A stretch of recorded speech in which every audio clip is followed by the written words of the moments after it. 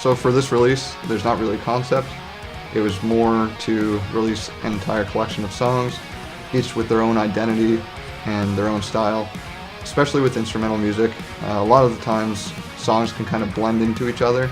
So the idea was to make each song stand on its own and be immediately recognizable as an individual track. And there are some sections on the album that kind of go together, like Attack of the Mutant Part 1 and Part 2, but that was not really a concept, it was just the idea of having two songs share a common theme.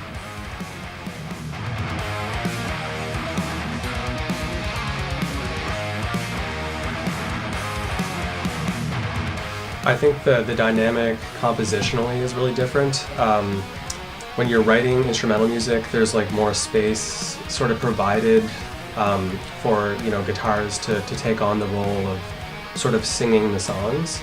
And when there's vocals involved, there's more of a kind of in a way a limitation in the sense of you have to kind of like take the instruments back from the forefront of the sound to allow for room for the vocalist to sing.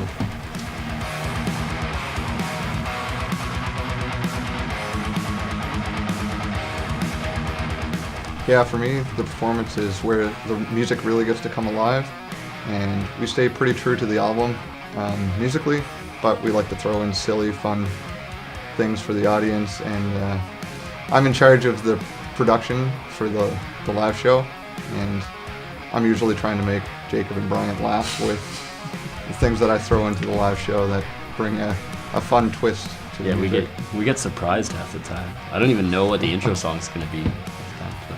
Yeah, no, I find the songs just have like such an energy when you're playing them live, and being in front of people, it's like infectious. I love to what I like to call guitar dance to the songs. It's super fun.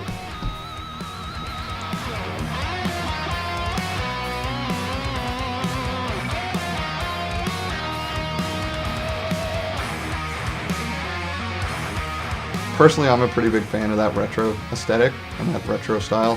Growing up playing old video games, Nintendo games, Sega Genesis, they had a cool retro look to them, and I'm also a big fan of old sci-fi movies and action movies, so that's mainly where the look comes from.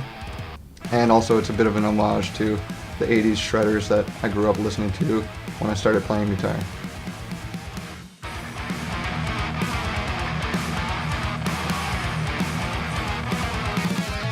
I like to draw inspiration from a lot of different places, whether it's a new album or a new song by a band that I'm really a big fan of. Going to a live show or just hearing something new.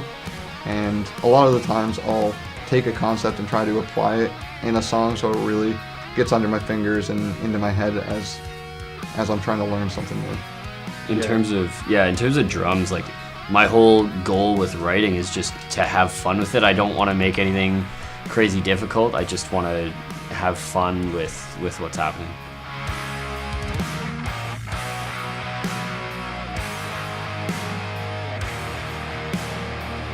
Well, for me, and these guys are super annoyed by this at this point, but I am a huge fan of numbers. So everything that's an odd number, it's like my favorite thing.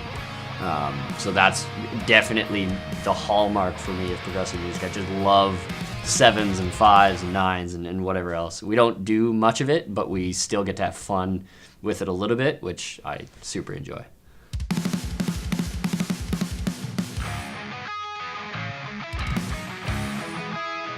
For the track Reboot, that was something that I really wanted to do at some point on the album. I'm a big fan of subverting the listener's expectations, and that track in particular ends without a resolution, and then there's resolution in the next song, Tree Fort. And when I hear other bands do that, I think it's kind of cool, so I wanted to apply that at some point on the album, and I think it's worked well flowing into the next song.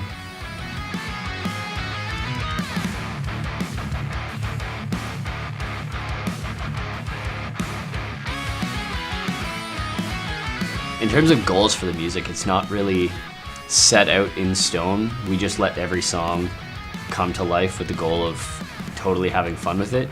We, we're not doing anything for the sake of doing it. We just 100% want to have fun with the music. So Totally. I'm with Brian on that one. When I'm writing a piece of music, and especially writing a piece of music to play with these guys, it's all about creating something unique, exciting, and ultimately fun to listen to and fun for us to play.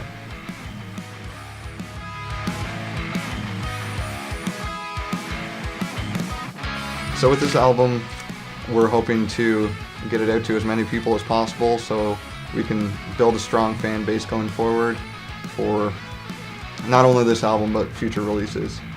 We want to get out and play as many live shows as possible. I think that's where the music really comes alive, is when we're on stage. We interact really well with each other on the stage, and there's always something special at a Dead Century show.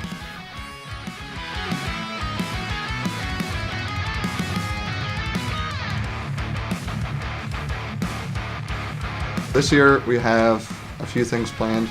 We're hoping to release a lot more video content, play a lot more shows, and get the album out to, like I said, as many people as possible, make some connections and good friends with new bands, and just really give Race Against Time the push that it deserves as our debut full-length album.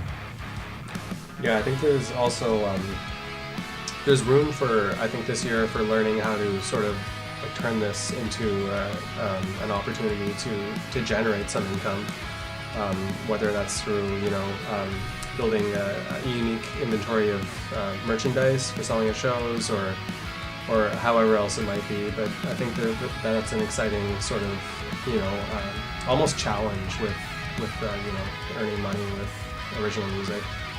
But I think if this year, if we can get out and tour a lot more, and really expand our physical horizon, that'd be really, really fun for us.